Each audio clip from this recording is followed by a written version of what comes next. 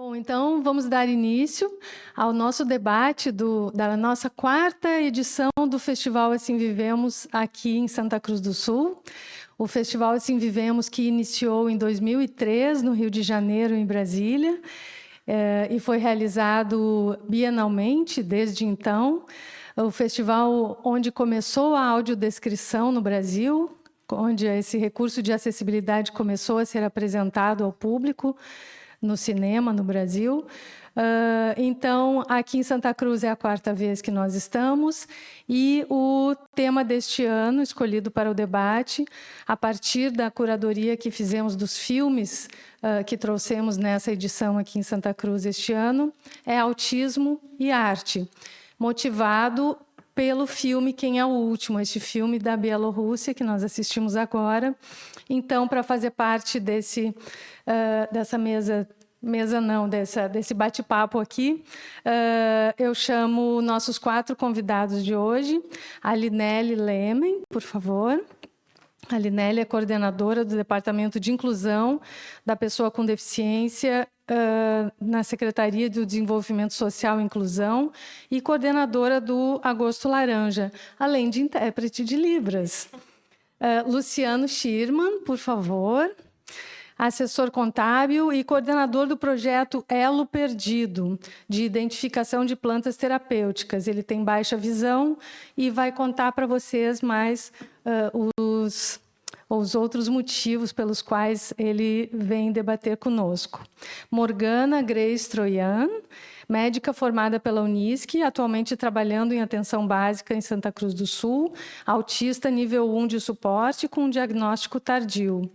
E Simone Benck, atriz do grupo de teatro Espaço Camarim, diretora de teatro e coordenadora de artes, professora de artes cênicas do Colégio Mauá. Por favor, eu fico aqui no meio. Nós temos que usar os microfones porque estamos gravando e, assim, é uma forma de nós multiplicarmos a possibilidade de muitas pessoas assistirem posteriormente esse debate, porque ele vai ficar disponível na íntegra, com a intérprete de Libras sendo gravada e colocada na mesma imagem. Então, a dinâmica é muito simples, é um bate-papo, mas primeiro nós começamos dando a palavra a cada um dos convidados para eles falarem as ideias e os sentimentos que esse filme, trouxe, as ideias que o filme traz para nós, e também dando um pouco a ideia para o público de qual é a sua relação com esse tema, como cada um deles se insere nos temas do autismo e da arte e dessas ideias que o filme nos traz. Posso começar com a Linelli? Boa noite a todos. Me chamo Linelli. Vou fazer a minha descrição. Eu sou uma mulher de pele clara, tenho cabelos e olhos castanhos, sou alta, muito alta. 1,82 m não é pouca coisa, para mulher. Estou vestindo um terno preto e com uma camiseta cor de laranja, alusiva ao mês Agosto Laranja, com a frase "Somos iguais, mas somos diferentes". Essa frase foi escrita por um irmão de uma criança deficiente, quando ele descobriu que a maninha seria deficiente. Então, me sinto muito honrada e feliz em estar aqui esta noite para compartilhar um pouco, da minha impressão em relação ao filme, E eu retirei uma frase do filme Quem é o Último. No palco da vida, todos têm um papel. O mais importante é garantir que ninguém fique para trás na fila. Eu, enquanto pedagoga, educadora especial, intérprete de Libras, vou passar meu currículo todo, cantora aposentada, dançarina aposentada, achei muito interessante a visão com que é abordado o autismo neste filme. De uma forma muito sensível, dentro de um grupo de teatro com professores que não estão ali para ensinar, eles estão compartilhando experiências, respeitando. respeitando a individualidade de cada um.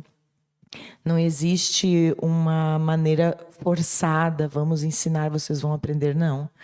É tudo em seu tempo, com respeito. E isso é extremamente importante, especialmente no caso destas crianças autistas, né, mostradas no filme, e de maneira geral as pessoas com deficiência, né? Hoje estamos em mais uma programação do Agosto Laranja e a gente percebe como ainda é difícil sensibilizar, como ainda é complicado sensibilizar as pessoas para a causa da pessoa com deficiência, né? Como é difícil dar visibilidade. E a programação do Festival de Cinema, ela é muito importante, porque nos traz o protagonismo da pessoa com deficiência em primeiro lugar, né? Além de ter toda a acessibilidade na sua produção, que isso também é de extrema importância, né? Eu, enquanto intérprete de Libras, sei o quanto é importante e o quanto isso não é valorizado muitas vezes, né? Nosso cinema nacional, nosso cinema em Santa Cruz, nossas casas de cinema aqui em Santa Cruz, não exibem filmes com Libras nem com audiodescrição, né? Então, os surdos, quando querem ir ao cinema, eles nos contatam como amigos, né? Ah, me ajuda, vamos comigo. Porque não existe essa sensibilidade da produção nacional e internacional em ter isso ainda, né?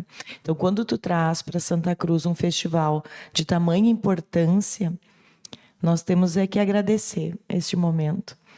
E realmente, em nome da Secretaria de Desenvolvimento Social e Inclusão, que esse I é novo, e me sinto muito honrada em fazer parte, em ter sido convidada para estar presente na Secretaria, é o que buscamos, né? Buscamos essa sensibilização, esse movimento, né? Porque não é só eu olhar a pessoa com deficiência, né? No filme nos mostra que antes disso eu estou vendo o talento. Eu estou vendo a emoção, eu estou vendo a sensibilidade. E é isso que a gente busca em todas as esferas, né? Primeiro vem a pessoa. A deficiência não é o mais importante. Posso continuar? Meu nome é Morgana, eu sou médica formada aqui na Unisc em 2022. Tenho 28 anos e fui diagnosticada com autismo nível 1 no ano passado. Então, eu já tinha quase 3 anos de exercício na medicina até eu ter meu próprio diagnóstico. Uma coisa é a gente saber a parte técnica, a parte teórica do autismo, e outra é a gente ter o diagnóstico e olhar para o nosso passado, né? A gente começa a rever todos os acontecimentos e reconhecer, olha, eu fazia isso porque aquilo era autismo. Me tratavam assim porque aquilo é autismo. Aquilo, para mim, era muito mais difícil do que para as outras pessoas, porque era autismo. E eu me sentia estranha, às vezes excluída e tudo mais. E a gente vai revisitando, e o filme também traz muito isso, né? Quero fazer também minha audiodescrição. Eu sou uma mulher de baixa estatura, sou morena com uma mecha descolorida na frente. Estou usando uma roupa, uma blusa e uma jaqueta preta, uma calça marrom, e eu estou usando o cordão com o Ciptea, que é para nossa identificação enquanto autistas. Sobre o filme, antes disso, eu queria contextualizar a minha experiência com a arte para depois trazer as minhas impressões. Desde muito pequenininha, eu sou filha de 2 professores de educação física, na época em que a formação da educação física era junto com a dança e com o teatro. Então, desde muito nova, eu sempre fui estimulada. Eu fiz dança dos 3 aos 17 anos, fazia balé, jazz, dança contemporânea, dança de salão. E na parte do teatro, eu não entrava e subia no palco sozinha para falar, isso eu não fazia, mas eu participava na parte do roteiro, então a parte concreta, a parte organizada, a parte palpável da coisa, eu participava, e na sonorização também. Eu cantava, eu fazia aula de desenho, então a arte sempre esteve muito presente na minha vida. Mesmo eu não tendo o diagnóstico, eu tive a abordagem precoce, né? E isso fez toda a diferença nas minhas habilidades sociais hoje em dia, que eu tenho certeza que eu não teria se eu não tivesse sido estimulada desde sempre. E também tem a questão de que Eu dançava com as minhas colegas do colégio dos 3 anos, continuaram sendo as mesmas colegas até o final da escola, e eram os mesmos professores, então eu tinha vínculo. Para mim, aquilo lá era uma zona de conforto, eu tinha lazer, eu tinha confiança, eu estava numa bolha em que eu me sentia segura para, tudo bem se errar, tudo bem se fizer diferente, tudo bem se eu não conseguir fazer alguma coisa. E isso continuou até que, depois de me formar, eu comecei bacharelado em dança na UFSM, mas, infelizmente, eu tive que trancar por causa do cursinho e da faculdade aqui, mas é um plano que ainda está no futuro, assim, ainda está por aqui. Eu me dei ao luxo de anotar 5 cenas específicas do filme que eu queria comentar, que me chamaram mais atenção, para fazer um comentário rapidinho sobre elas. A primeira cena é um menino ali do teatro, em que ele está falando sobre a montagem da ferrovia. E ele demonstra ali, o imediatismo dele em que precisa ser montada essa ferrovia, porque na ideia, no imaginário, é uma coisa, mas outra é quando ele está vendo a ferrovia e ele consegue executar as tarefas dele. Então, para o autista, é muito mais fácil quando as coisas são concretas, são palpáveis e ficam além do imaginário. É diferente tu dizer, no dia vai ter uma torre aqui, do que nos ensaios já ter uma torre, para ele ter a concepção e o conhecimento do espaço dele, do espaço da torre, do tamanho, do toque, do visual. Isso faz toda a diferença. A segunda cena que me chamou a atenção foi desse menino contando a história de quem era o último. Passando de um personagem para outro, sempre tinha o comentário: o menininho nasceu, mas ele não queria ser o último, ele ficou triste. Isso mostra a importância de trazer os sentimentos na criança, para ela entender os diferentes acontecimentos, diferentes contextos, que muitas vezes elas não passam, ou elas passam e não compreendem, para elas conseguirem ter essas habilidades sociais que, se não tivessem estímulos, provavelmente elas não conseguiriam lidar com essas situações no futuro. A terceira cena, do professor, em que ele comenta que o menino, inicialmente, ele nunca nem tinha subido num palco, e depois de todo o trabalho, todos os ensaios, ele tinha autonomia para subir sozinho, sem a ajuda de ninguém, e ele exerceu toda a parte dele de forma funcional e totalmente autônoma, né? E isso se deu pelas adaptações que foram feitas durante os ensaios. E aí eu peguei adaptações tanto do menino quanto dos outros personagens do filme. Ali, que eles comentam quando vai começar a se trabalhar com uma criança com autismo, não colocar ele num personagem principal, coloca num personagem secundário, num personagem, às vezes, sem fala, para não se criar essa cobrança, criar um estresse nessa criança, e ela, aos poucos, ir se acostumando com o ambiente, com as pessoas, com o espaço, com o palco, com as luzes, com todos os estímulos, até ela ter mais confiança e se sentir mais confortável de participar dessas atividades. Também a mudança na data dos ensaios, ali que os meninos mudaram, e aí resolveram mudar a data da menina para ela acompanhar os meninos, que já eram os meninos que trabalhavam com ela. A importância disso também de tu ter uma rede de apoio além dos professores ou da família. O menino que escolheu as canções em que ele se sentia mais à vontade para cantar, e também daquele personagem do leão, que ele também foi formulando o que ele ficava confortável para ele. Outra cena é do menino pintando e se reconhecendo como um bom pintor, que ele olha, ele dá um sorriso, e depois, na parte do cenário, falam para ele: olha, o cenário que tu pintou, e ele fala assim: está incrível.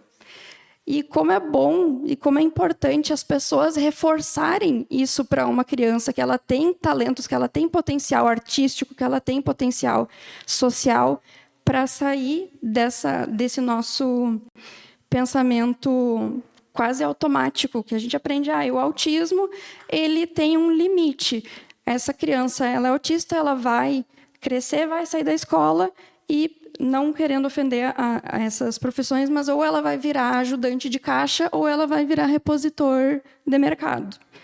tu tira essa criança dessa caixa e tu mostra todas as possibilidades que ela pode ter no futuro. E isso é extremamente importante para o desenvolvimento de uma criança. E a última cena, que para mim é o ponto todo do filme, é o quanto todas as pessoas estão envolvidas na participação dessas crianças. Os colegas, os responsáveis, os pais responsáveis e os professores, que eles estão dispostos e que eles estão capacitados para lidar com as limitações e com as diferenças dessas crianças, para que elas se façam presentes da forma delas e de uma forma se sentindo livres para participarem, não terem vergonha, não terem medo. E também, quando aparece ali aquela menina com todas as estereotipias dela, mesmo ali, uma hora, todo mundo cantando, ela tapando os ouvidos, ou depois mostrando comportamentos estereotipados com as mãos, para as outras pessoas aquilo era normal, porque realmente é normal. Só que, muitas vezes, em outros espaços em que as pessoas não estão acostumadas ou não são ensinadas sobre as neurodivergências, aquilo vira uma coisa estranha, a pessoa se acanha, a pessoa para de entrar nesses ambientes e ela acaba ficando reclusa. E isso faz muito mal para o desenvolvimento de uma criança, né? Então, eu acho que, de um todo, assim, a arte liberta, a arte traz a criança para fora dessa caixa e, quanto mais cedo vai ser trabalhado todos esses aspectos, tanto do teatro, que é o foco do filme, quanto os outros tipos de arte, são primordiais para a gente começar a trazer essas crianças a serem adultos funcionais, além daquele comportamento mecanizado que é esperado delas de um pensamento nosso, né, enraizado e pré-concebido do que é o autismo e do que é as outras neurodivergências. Queria agradecer muito pelo convite. Acho que foi muito importante para mim ver esse filme, porque em várias cenas eu me reconheci, né, vendo a participação ali, por exemplo, na parte da menina em que ela troca para ficar com os meninos. Eu dançava dança de salão, eu tinha um par. Foi o meu par, era o meu melhor amigo da escola e foi sempre ele. Era inegociável. Todo mundo, todo ano, trocava os pares, mas eu permanecia sempre com o mesmo, porque sem ele eu não conseguiria. E tá tudo bem, sabe? Então, assim, muito importante esse evento, muito importante enfatizar a importância da arte no desenvolvimento dessas crianças e abrir os olhos e capacitar as pessoas e a população como um todo para ver essas crianças para além do autismo. Muito obrigada pelo teu depoimento, pelos comentários e por destacar as cenas para a gente refletir e comentar também. Antes de passar a palavra para a Simone, eu vou fazer a minha descrição, que eu me esqueci no começo.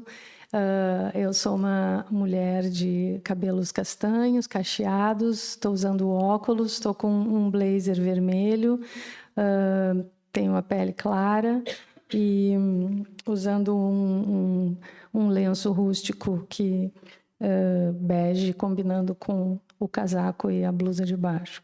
Então, vou passar a palavra para Simone Benck. Oi, boa noite a todos. Eu sou a Simone, então vou me descrever também, né? Eu sou uma mulher com estatura mediana, cabelo curto, acobreado, pele clara. Estou usando um casaco preto com uns detalhes em azul, uma blusa também acobreada.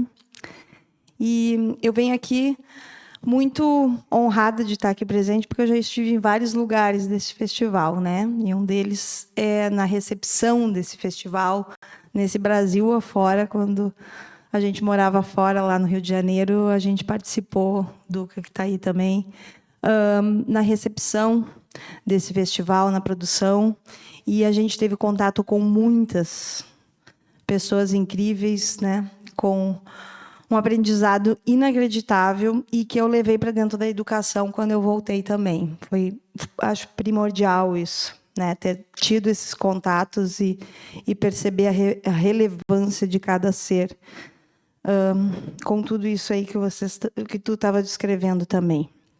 E aí eu trabalho com educação e trabalho com arte, essencialmente. Artes plásticas na escola e teatro, né? E sim, nós temos vários alunos assim, também com a gente, e é uma riqueza impressionante. Eu agradeço sempre por estar no espaço, acho que mais rico da escola, para poder trabalhar com eles, né? E eu estava me lembrando também que, além disso, eu trabalho com o Clube da Poesia na escola. E a gente já apresentou aqui nesse palco, e bem aqui na frente, eu estou me lembrando de um aluno com Asperger, que a gente tinha, que fazia o Clube da Poesia, que a gente apresenta aqui num evento da Unisc, né? E ele só conseguia dizer a poesia dele porque ele tinha um banco que ele adotou desde o primeiro momento que a gente teve aula, né? Era o banco dele. E quando ele sentava no banco e agarrava o banco, ele dizia a poesia. Tirava o banco, ele não dizia, mas se ele sentava no banco e agarrava o banco, ele dizia a poesia como um deus aqui na frente. Maravilhoso. Ele também, nas aulas de teatro, na turma de 30 alunos, assim, e ele lá no meio, imagina a zoeira, né, que é, numa aula de teatro, ele tinha uma mesa. Aquela mesa eu já deixava para ele, porque no grupo que trabalhava a construção da cena, e os colegas já sabiam, ele ia para debaixo da mesa.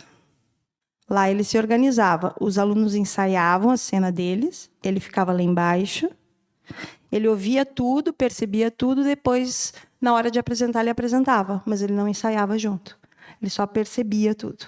Eu deixava ele embaixo da mesa e os alunos também não cobravam dele, ensaiavam a cena e só ia dizendo: aí tu entra, faz isso, ou o que tu acha disso? Aí lá de baixo ele dizia o que ele achava que ele podia fazer, mas ele não fazia no momento com eles. E depois ele fazia. Aí dava certo. Era o modo dele. Então, eu destaco aí no filme uma coisa muito importante que o professor disse. Escolhemos um caminho natural. Então, ele pegou ele como um personagem pintor. E, na verdade, eu acho que está bem por aí, assim, quando a gente trabalha dentro da sala de aula ou em qualquer momento com arte, com o autista ou várias outras deficiências que aparecem, o grande desafio do professor, eu acho, que é escolher o caminho natural, deixar tempo para perceber esse caminho natural, que não é o padrão da sala de aula, sabe? Então, por exemplo, essa semana eu estava lidando com um aluno, trabalhando com um aluno, a gente mudou de turma nova, e eu sempre pego os detalhes que estão lá no setor ali que conversa com a gente sobre o aluno, que a gente vai ter na sala, que vai ter, tu vai ter esse aluno, ele é autista e tal, eles dão alguns, assim, nortes para a gente. Mas eles já sabem que eu não gosto de uma descrição muito exagerada. Assim, me dá um norte só. E aí eu gosto de entrar e perceber quem é ele, porque eu já tive aula dei aula para vários e todos eles são diferentes e foram diferentes. Então eu gosto de saber de alguma outra coisa que me foge assim do normal, assim, mas gosto de perceber o que vai acontecer com aquele. E essa semana, eu pensando que eu ia participar desse debate, eu tive a presença, na semana passada, já tive a primeira aula. E aí, sabendo que eu participava do debate, eu pensei assim, vamos ver se até eu estar no debate, eu consegui conectar com esse aluno, perceber qual é o caminho natural dele, né? A gente está no 8º ano, fazendo uma linha de camisetas, eles trabalham em grupos e eles criam uma linha de camisetas. Eles vão confeccionar as camisetas, depois eles fazem as embalagens, como vão vender as camisetas e tal. E ele está numa dupla com outro colega. Para ele é muito difícil o abstrato, né? Ele é muito concreto. Então, às vezes, para ele escolher qual vai ser o tema da camiseta com um colega, é um dilema. É uma conversa muito louca. E eu vou conversando com ele, e às vezes ele olha e me diz assim, por que tu está me falando essas bobagens? Ele me pergunta assim. Porque, para mim, eu estou divagando muito para ele, né? Estou lá num outro lugar ali que ele não está se conectando comigo. Aí eu pensava, será que quando eu chegar no debate, eu vou poder falar para o pessoal que eu achei um caminho mais natural para me conectar com ele? E aí, essa semana, aconteceu uma coisa legal. que aí eles têm que testar o estilete, né? Porque eles fazem o trabalho com estilete. E aí eles testam. E em curva, espiral, e todo mundo apanhando ali, apanhando, porque ele só corta em linha reta com o estilete, mas aí quando vai na dificuldade, né, para fazer o stencil da camiseta, e é óbvio que ele foi o primeiro a arrasar, cortou, que foi um negócio, e pegava os testes dele e passava pela sala dançando com as mãozinhas assim, né, e aí ele conseguiu olhar para o colega dele, da dupla, que não estava conseguindo cortar, te ensino, vem cá. Aí começou a ensinar o colega e disse, eu acho que eu sei o que eu vou fazer agora eu tenho a ideia da minha camiseta. Ele não estava conseguindo antes, ele não conectava antes. Agora, e o stencil é super concreto, né? É ali, ó, na lida. Ele está começando, então, agora, a poder fazer essa criação, né? Mas num tempo que os outros já têm. Já estão lá, mas o outro colega está esperando com ele. E agora eu acho que eles vão se ajeitar e vão conseguir ir em frente, né? Então, isso me chama bastante atenção no filme, assim, escolher o caminho natural. Ele vai te dar esse caminho natural e que vai ser no ritmo dos outros, enfim. E, às vezes, eu me preocupo que, em outras disciplinas, é difícil de fazer essa espera, porque são 30 alunos num conteúdo louco, né? Tem um monitor junto e tal. Então, é um privilégio mesmo. O espaço da arte, né? Ele tem um outro respiro, um outro tempo, e ainda eles dão o privilégio da gente ter a turma só com 15, e então pode ser um contato muito mais individualizado e tal. Então, isso é uma coisa que me chama bastante atenção. E aí ela também diz assim, nós temos aqui pequenos, brilhantes momentos, né? Essa não vai com... Eu acho que eu não vou com nenhum aluno assim, com nenhum aluno mesmo, mas com eles, esses pequenos, brilhantes momentos, ele passando assim na sala com esse stencil que ele cortou, é um pequeno, brilhante momento, faz toda a diferença, né? E a sala também dizendo, nossa, como é que tu já cortou isso aí e tal? Renova para ele a possibilidade de continuar, que ele estava meio desestimulado há um tempo atrás. Né? Então, agora ele já puxou um outro estímulo. E, às vezes, demora 3 semanas, 4 semanas, 5 semanas, e tu não acha o caminho natural dele. Né? Então, esse é um destaque que eu faço. E também aqui, nesse mesmo lugar, no Clube da Poesia, no passado, a gente teve um menino que não chegou no Clube da Poesia falando muito pouco, mas ele trouxe a poesia da avó dele, que a avó dele fez. E ele só mostrava para a gente a poesia, mas não conseguia dizer ela. E aí, um dia, ele trouxe uma que ele escreveu para a avó. E é poesia, não era concreta, ela era bem metafórica até. Mas ele não conseguia falar a poesia. Aí, um belo dia, a gente teve a ideia de trazer a avó para o Clube da Poesia. Aí a avó veio para o Clube da Poesia. Aí a gente colocou uma cadeira e a cadeira dele na frente. Aí a avó falou a poesia para ele. Aí ele conseguiu falar a poesia para a avó. E na apresentação, a avó veio. Eles fizeram a mesma coisa que eles fizeram na aula, eles fizeram aqui. Né? Então, talvez ali também foi a escolha do caminho natural dele, que aí a gente conseguiu, do jeito dele, ele falar a poesia, né? Então, são esses os destaques assim que eu dou aí. Bom, eu sou o Luciano Schirman, de Venâncio Aires. E quando o Hugo Braço, da Associação do Azul, me convidou, né, já avisando que alguém ia me ligar, a Lara, eu pensei, o que eu vou dizer e fazer lá? Porque eu estou acostumado com a ideia de perguntas e respostas. Aí fica fácil. Então, Lara, se eu me perder daqui a pouco, vamos adiante que depois eu retomo. Por quê?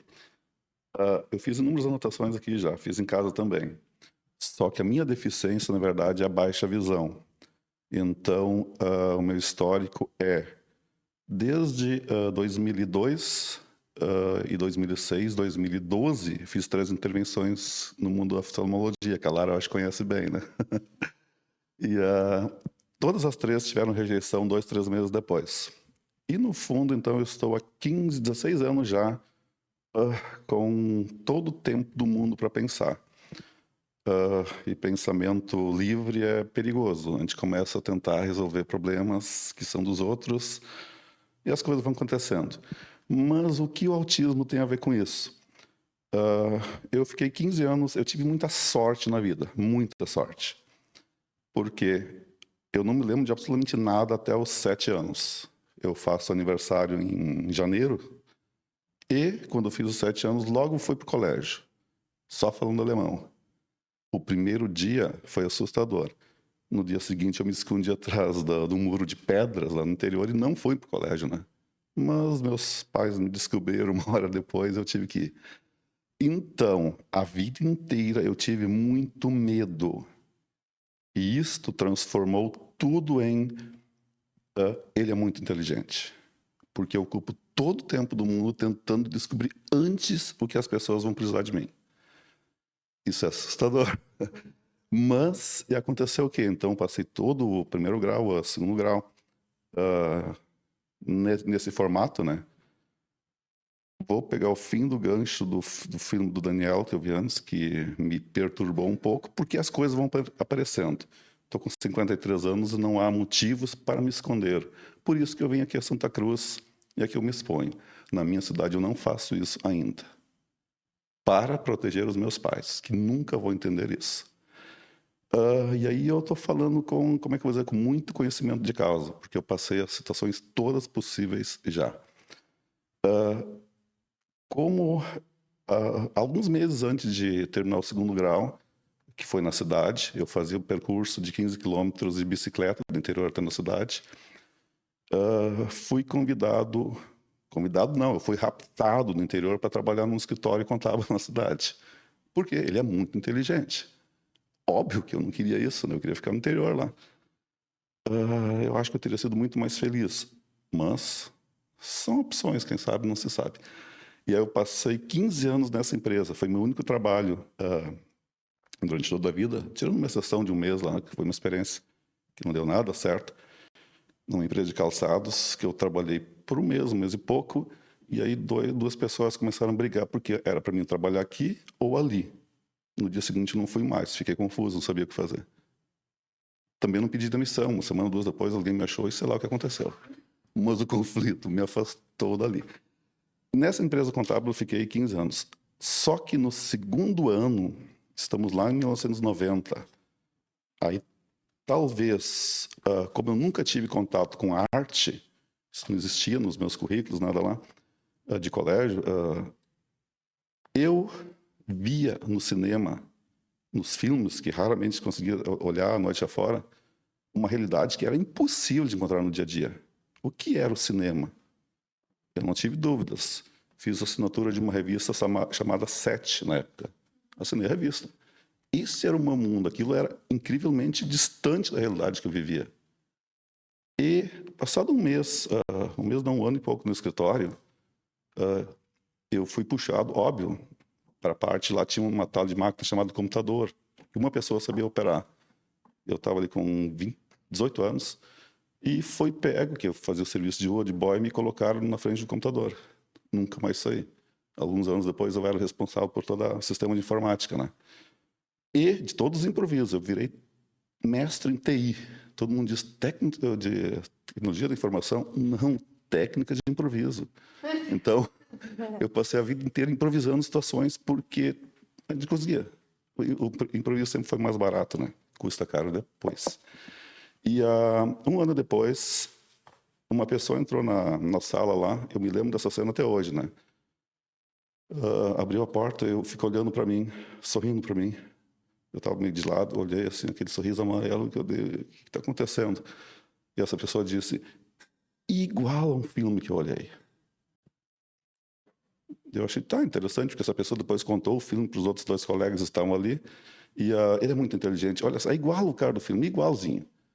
Ok, não dei bola, naquele tempo a gente tinha acesso era videocassete, tinha que alugar. Eu olhei esse filme um ano depois.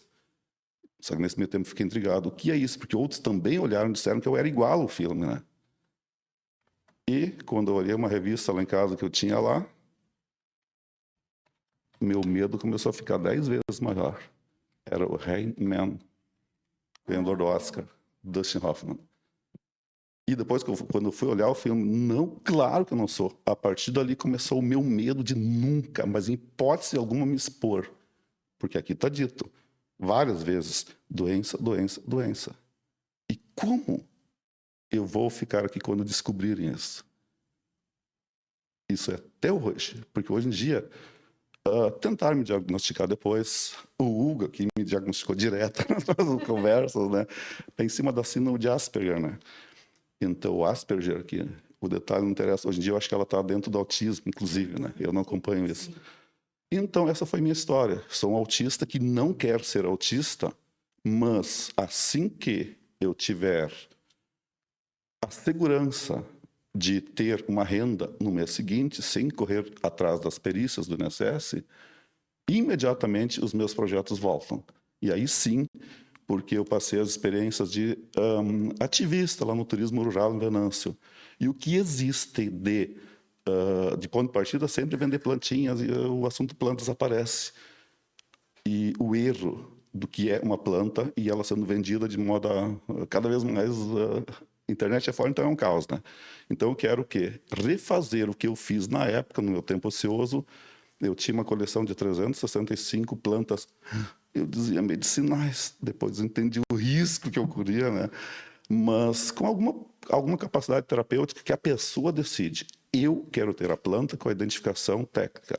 Ponto final. O resto é passear, caminhar e tudo que está acontecendo hoje em dia para as pessoas urbanas saírem de lá, ficarem por lá 2, 3 horas e voltarem, ter um momento de paz. Este é o elo perdido, que as pessoas possam entender, a sociedade vai entender como coleção de plantas, aquela coisa. Eu não, eu quero criar um espaço que tu possa fugir um pouco dessa realidade e a minha propriedade ajuda, porque elas é 1 quilômetro por 100 metros, então dá para caminhar bastante. Quanto ao filme, eu estou um pouco em todos os personagens ali. Mas isso é um papo para depois. Vamos tentar achar algum detalhe ali. O que me intriga é a vespa picou 2 pessoas. As abelhas que eu conheço picam uma só. Desde que eu vi isso, esse detalhe me intriga. Então, está dito lá nos manuais do autista. Por isso, hoje em dia, a gente só tem os detalhes, né? E aí, hoje em dia, eu conheço as mães todas de autista. Então, se eu precisar me portar como autista, eu consigo. Este é o problema. Eu sempre digo assim, por que preciso me identificar como autista? Eu vou passar a ser diferente. Com o meu esforço, eu passo por despercebido. Mas é muito confuso. É isso por enquanto. Obrigada pelo teu depoimento, Luciano. Obrigada, Simone. Agora já podemos abrir para o público fazer perguntas. Se vocês quiserem fazer não só perguntas, mas alguma colocação, alguma reflexão. Se não, tem que gravar.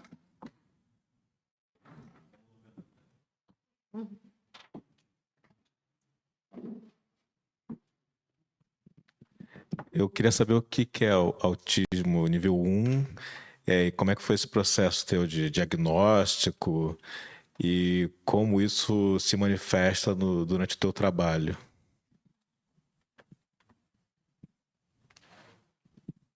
Então, desde que eu era muito novinha, eu sempre percebia que as coisas para as outras pessoas, que era uma dificuldade, as pessoas entendiam, é uma dificuldade, mas passava.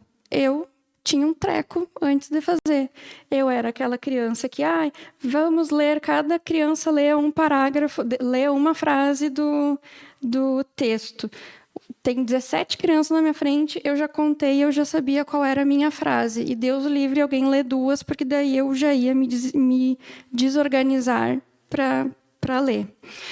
Foi vindo a faculdade, fui vendo que comecei a ter muitas dificuldades com horários que não eram cumpridos. Isso, para mim, é um problema muito grande.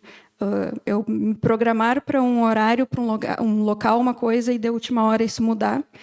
Essa quebra de rotina, para mim, é muito difícil. E na medicina, querendo ou não tem como isso não acontecer. É cirurgia que atrasa, é médico que tinha X minutos para uma consulta e acabou atrasando. E provas com professores te observando, provas técnicas, né, em que a gente está ali operando um porquinho e um professor está assim, olhando em cima de ti. E mesmo que não seja uma dificuldade para mim fazer isso em casa, no momento em que eu era observada, eu sentia essa dificuldade, porque eu nunca gostava de ser observada. Hoje eu estou aqui na frente, sentada com o microfone, falando na frente do auditório, com muita terapia. Muita terapia.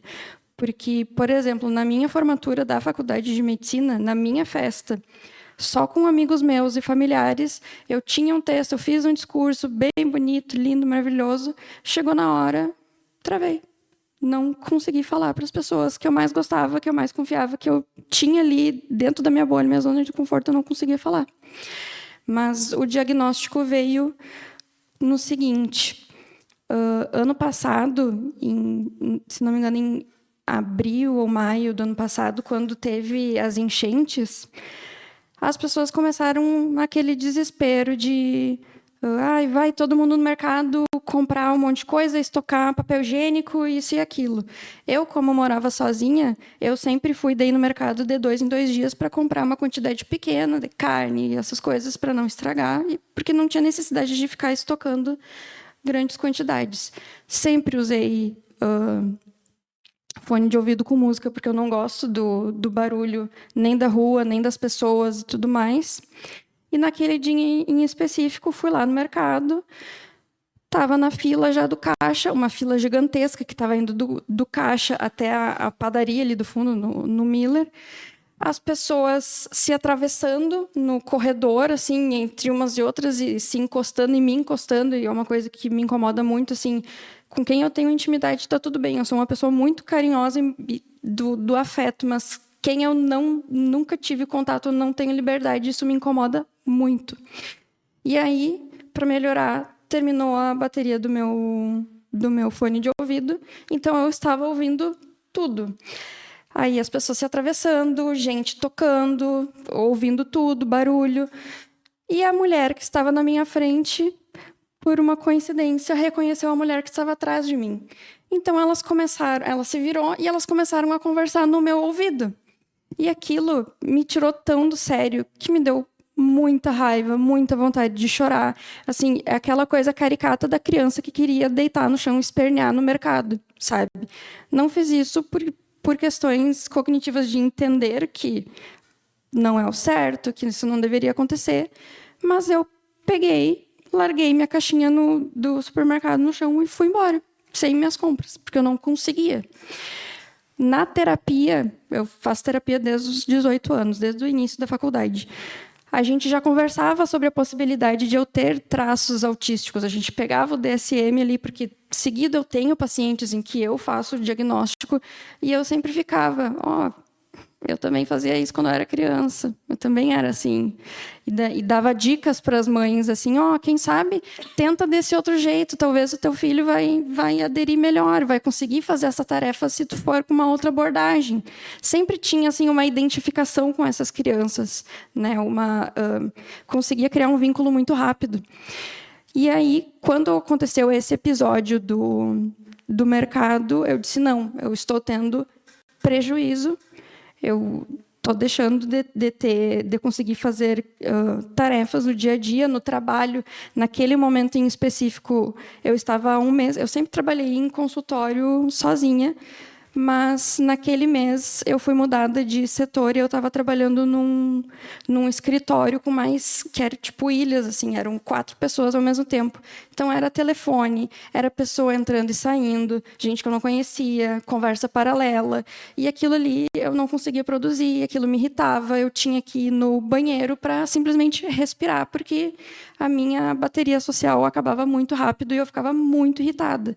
E eu chegava em casa 4, 5 da tarde, e a única coisa que eu conseguia fazer era dormir. Eu não conseguia fazer outra coisa, eu não conseguia ser produtiva, nem em relação a tarefas de casa, nem a trabalho, nem a relacionamentos. Eu não conseguia mais ter relacionamentos com as pessoas, amigos, família e tudo mais, porque eu estava exausta, mesmo que eu não tenha feito uma tarefa muito difícil ou coisas do tipo. Então, quando aconteceu isso, eu fui atrás do meu psiquiatra, conversei com ele, ele disse, olha, talvez tenha um autismo aí, vamos fazer uma avaliação. E aí eu procurei uma neuropsicóloga que é específica, fiz vários testes, acho que foram uns 9 ou 10 testes assim, semanais. Ela fez consultas online com a minha mãe também, para conversar, para ter a opinião de outra pessoa além de mim, né? E opiniões de coisas que eu não me lembrava da minha infância. E chegou ao laudo de autismo nível 1 de suporte. Hoje, o que eu faço para adaptar o autismo na minha realidade? Eu trabalho num posto de saúde, com consultas agendadas, mas sempre tem as demandas espontâneas, né? Porque quando alguém chega com um sintoma de gripe, infecção urinária, tu não vai marcar uma consulta para daqui 2 semanas. A pessoa nem vai estar mais doente, não vai ter mais sintomas, ou pode piorar, né? Enfim, a gente tem que atender essas demandas inesperadas. Quando eu cheguei no posto, que é fixo agora, eu conversei com as pessoas com todas as pessoas, na verdade, em reunião, expliquei a minha situação, mas conversei em específico com as pessoas que organizam a minha agenda e falei, olha, eu preciso de tempo para atender os pacientes, eu não gosto de atender correndo, eu gosto de saber quem eu vou atender, então sempre, todos os pacientes que eu vou atender, eu entro no prontuário e leio de cabo a rabo, eu sei o nome do pai, da mãe, da avó, do periquito, onde mora, eu sei tudo da pessoa antes da pessoa entrar, porque isso é uma forma de eu conseguir controlar a situação, de não ser no improviso, né? E mesmo assim, óbvio, as coisas saem de controle durante a consulta, mas a gente vai lidando com isso. E o que a gente chegou em conclusão, assim, com as meninas que fazem a minha agenda? Eu tenho dias específicos, terça-feira é o dia das grávidas, quinta-feira é o dia da puericultura, crianças. No meio da semana, como tem muita gente, muitas pessoas, muito estímulo, barulho, isso e aquilo, nas quartas-feiras é o dia em que eu estou reservada para renovar receita, em que eu não atendo pacientes pessoalmente. Claro, entra uma outra coisa pedindo para ajudar, mas é meramente burocracia. E isso, para mim, a quarta-feira é quase como um respiro social. E desse jeito eu estou conseguindo manejar, porque antes se era só de qualquer jeito, o paciente uma hora estou atendendo uma idosa, depois um recém-nascido, aí depois vem um adulto, vem uma criança, assim, eu não conseguia ter um raciocínio, uma ordem de atendimento, e não saber o que estava por vir me causava muito estresse. Eu chegava em casa e eu realmente não conseguia fazer nada, assim como na situação do escritório com várias pessoas, mesmo tendo pouca demanda, atendendo poucas pessoas, ali de 6 a 10 pessoas num turno, eu me sentia exausta pelas demandas de ter que ter respostas e me sentir muito cobrada e muito culpada se eu não sabia na ponta da língua o que eu precisava saber. Então, foi adaptando aos pouquinhos que a gente conseguiu. E a equipe é todo mundo bem consciente assim, do que é o autismo, do nível 1, nível 2, nível 3 de suporte. E eles sempre chegam para mim, olha, Morgana, eu estou com essa situação. Tu te importa? Posso colocar na tua agenda? Ou como que a gente pode fazer? A gente pode consultar outro dia? Eu passo para outro médico? Como que eu faço? E assim tem sido, e assim está sendo bom para mim. Porque antes eu trabalhava só em plantão. Em plantão, tu não planeja nada. Nada. Pode ser um dia que é só coisa básica, que é sempre as mesmas coisas, sintomas respiratórios ou gastroenterite, né? As famosas viroses. Mas tem dia que chega um infarto para ti e tu não tem tempo para... só um pouquinho, deixa eu ver aqui no protocolo o que tem que fazer. Tu tem que ter preparo, tem que ter isso na ponta da língua e na cabeça o que tu tem que fazer. Então, trabalhar numa área que é mais organizada e, principalmente, tendo um vínculo com a equipe e também com a população, que agora eu tenho os meus pacientes, que eu sei que estão aqui, eu pedi exames, daqui 2, 3 semanas eles vão voltar, me dá muito mais segurança e me traz um conforto para eu conseguir trabalhar, porque se fosse só plantão, eu não conseguiria. E eu entendo... Antes do diagnóstico, eu já tinha essa noção, mas com o diagnóstico eu entendi os meus limites e ao que eu vou me submeter ou não, até pela questão de colocar outras pessoas ou não em risco, né? Porque a gente está falando de saúde, com saúde não dá para brincar. Se eu não me sinto apta em atender em algum lugar, eu não vou atender. E é assim que tem sido e está sendo bem bom para conseguir me estabilizar na questão do autismo.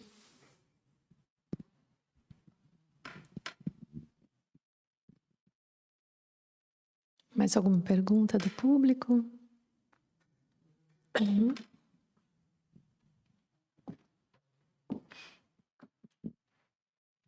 Boa noite, muito bom todos os depoimentos, obrigado pela participação, muito enriquecedores. A Linelli, então, você poderia nos falar agora, depois de um semestre da nova gestão municipal, né, como vocês estão vendo essa parte dos programas, projetos? A gente viu pelas notícias questão de corte de gastos, então como vocês estão lidando com isso, né? O que conseguiram avançar e as perspectivas. Se puder dar um panorama para nós. Obrigado. E se há, desculpa, tem uma segunda parte. E se há algum programa ou projeto nesse sentido de vincular crianças autistas com a arte, né? Com algum desenvolvimento artístico? Vamos por partes. Eu estou desde abril na secretaria, né, dentro do Departamento de Inclusão da Pessoa com Deficiência, e a questão financeira, ela é bem complicada mesmo. Esse ano estamos trabalhando sem verba nenhuma. Então, todos os eventos, todas as atividades que envolvem pessoa com deficiência, é tudo no amor. Todas as atividades que, por exemplo, agora toda a programação do Agosto Laranja, contamos com parceiros. Não teve ajuda do poder público, né, em função do contingenciamento. Mas, óbvio que, dentro das programações que já vinham sendo executadas pela prefeitura, antes eram nos CRAS, agora é tudo ali no departamento, as confecções de carteirinhas, agora as carteirinhas de fibromialgia, que a partir da lei estadual, então, equipara a pessoa com deficiência, né, a pessoa com fibromialgia. Esse fluxo continua, né? Então, também avançamos na questão das fraldas para as famílias que têm deficiente com baixa renda, né, que participa do CAD único. Hoje a gente disponibiliza fralda, então, para criança, que a própria secretaria adquire, não vem do Estado. A farmácia do Estado, ela disponibiliza a partir do P-adulto. E hoje nós temos situações dentro do nosso cadastro que as crianças com G, XG precisam de fralda.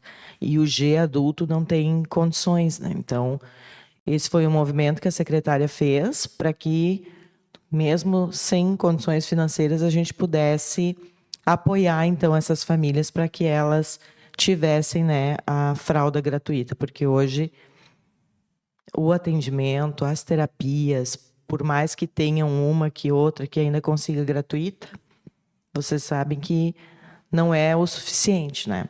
Então, os gastos são grandes com remédios, com terapias, então, mais as fraldas, né, que são... Hoje a gente dispensa 140 fraldas mês por família. Então, é um número bem bom, é um cálculo feito via Ministério da Saúde, né? Não sei se respondi. Outra pergunta, né? O projeto para o ano que vem é a gente ter a carteira de identificação da pessoa com deficiência. Vão ser nos moldes da CIPTEA, que é essa carteirinha que ela tem, e com QR Code para identificar, então, numa situação de emergência, né? Quem contatar, qual é o laudo, é alérgico a quê, como se comunica. Então, vai ser uma carteira bem detalhada, que, enquanto secretaria, a gente acha isso muito importante, porque hoje a gente não sabe onde estão os deficientes do nosso município. Qual é a deficiência deles? Como a gente ajuda? No caso de uma enchente, quem socorrer primeiro? Porque eu manejo com uma pessoa que não é autista, para uma pessoa que é autista, num caso de emergência, é diferente. Mesma coisa uma pessoa cadeirante. Eu não posso deixar para tirar o cadeirante depois. Usa aparelho respiratório, tem bolsa. Então, esses detalhes, a gente vai fazer um mapeamento, já estamos em contato com a Defesa Civil, que também já está programando isso. O modelo da carteirinha está pronto, a gente está no aguardo do jurídico para confeccionar isso e ano que vem, porque também gera um custo, né? Bem como a lei que foi aprovada agora na Câmara de Vereadores, segunda-feira, que é a carteirinha para o acompanhante da pessoa autista. Que a gente teve muitos momentos assim de discussão, o pessoal da Luz Azul esteve conosco também nesses momentos, e para construir junto com o vereador a melhor forma, né? E no primeiro momento era somente para a pessoa autista. E isso é uma coisa que eu tento trabalhar com as pessoas que estão neste meio, né? Lógico, e não se tira o mérito, o grupo de pessoas familiares que tem autista na família, ele é muito organizado. Então, todas as conquistas para o autista acontecem porque o grupo é muito organizado. E isso não é em Santa Cruz, isso é no país inteiro, né? Então, se visa muito essa coisa assim, vamos fazer uma carteirinha para o acompanhante do autista. Não. Conversamos e doenças raras e deficientes. Então, todas as pessoas com deficiência e doenças raras vão ter direito, então, também via prefeitura, a essa carteira de identificação, porque eu posso, uma situação hipotética, deixar o meu filho numa terapia que eu não acompanho, né? Que ele vá sozinho. Nesse momento eu preciso ir na farmácia, pegar a medicação, ir na secretaria, buscar fralda, passar rapidinho no mercado. É 1 hora de terapia que eu não preciso estar com ele. Só que daí eu também enfrento as filas, porque hoje a prioridade é para o deficiente, não para o acompanhante. Então, essa sensibilidade que o vereador Andrei teve de trazer, então, a família também ao protagonismo, né? E receberem, então, este apoio, esse suporte de eles também poderem usar, então, a fila de prioridade para quem acompanha uma pessoa com autismo ou com qualquer outra deficiência, não estando com a pessoa é um avanço. Então, estamos caminhando e projetos, a gente tem diversos projetos com a cultura. Até tivemos uma fala essa semana com a subsecretária de Cultura, porque muitas mães me procuram, meu filho tem autismo, meu filho tem síndrome de Down, ele gostaria de participar das oficinas. E é uma fala que a gente tenta sensibilizar as outras secretarias, né?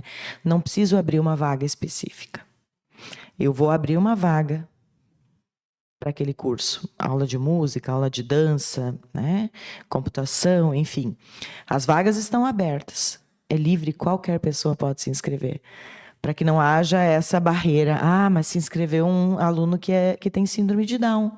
Meu Deus, eu não vou aceitar esse aluno. Não, ele é um aluno. Então, primeiro as possibilidades, primeiro a pessoa. E aí a gente faz esse trabalho junto com as secretarias para que se desenvolvam mais projetos, né? E em função do contingenciamento, o que foi licitado acontece. A partir do ano que vem, a gente quer também, com a coordenadoria com a pasta da cultura, organizar mais oficinas, principalmente percussão, que foi solicitado pelas mães, e música. Essas duas foram oficinas que foram solicitadas para que fossem gratuitas via Secretaria de Cultura, né? Bem como o esporte. O esporte também. Estivemos na PAI essa semana, que tem o esporte, tem o tênis adaptado agora. Então, a Secretaria de Esportes também quer trazer isso para que não tenha... Agora, a gente tem, a cada 2 meses, o evento Esporte para Todos no ginásio poliesportivo. Então, a gente quer mudar isso para o ano que vem, para que tenha mensalmente no ginásio poliesportivo e que possa ser muitas áreas abrangidas, né? E isso hoje são planos, né? Ano que vem tentaremos colocá-los todos em prática.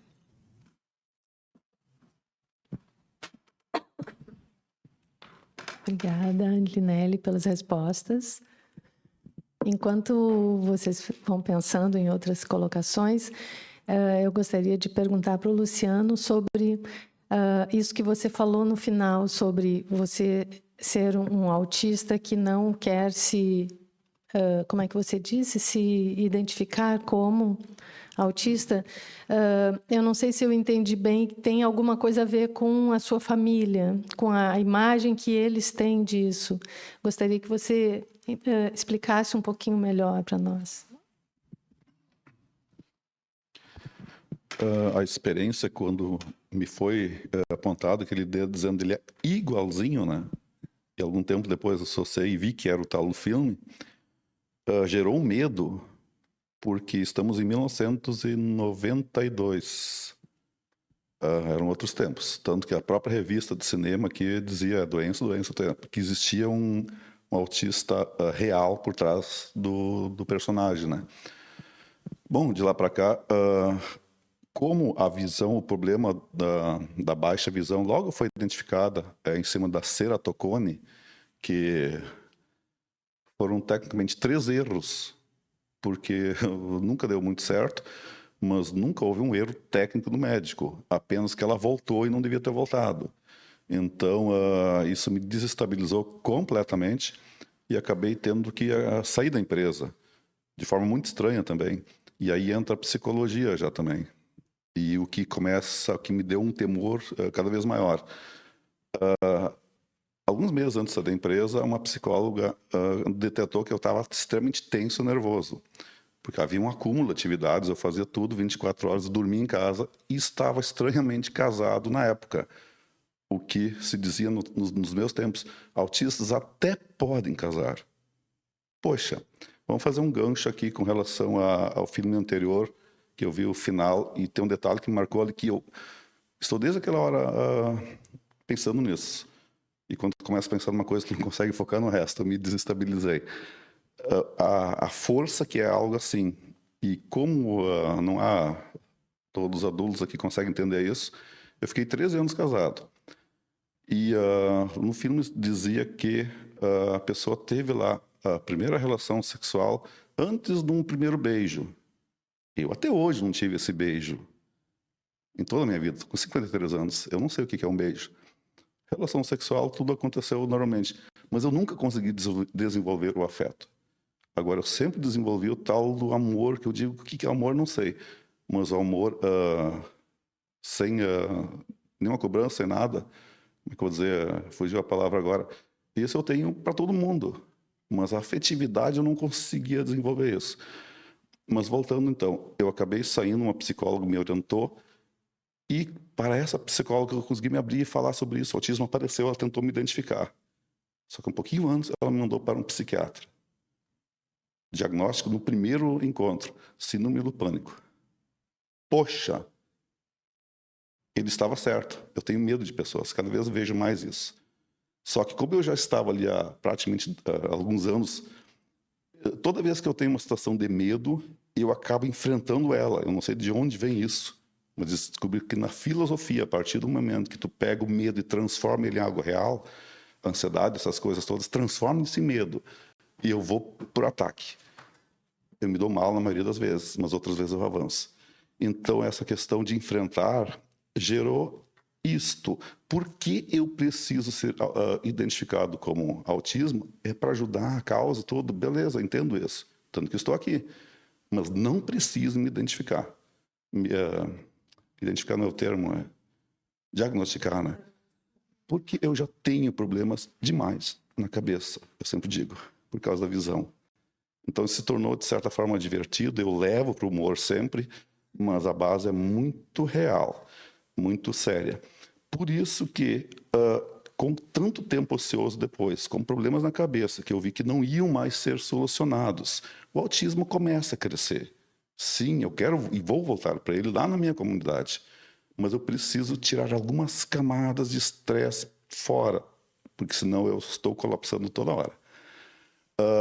E isto é o quê? Estou lá no interior, meu pai está com 80 anos, eu sou igual a ele, se é que vocês me entendem.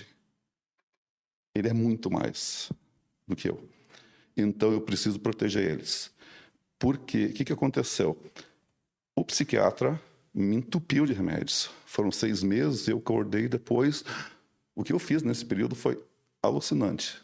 Tanto que eu não estava mais na empresa. A forma de ser dessa empresa foi, seria até hoje dito, muito estranha. E essa mesma psicóloga depois me identificou também, alguns anos depois.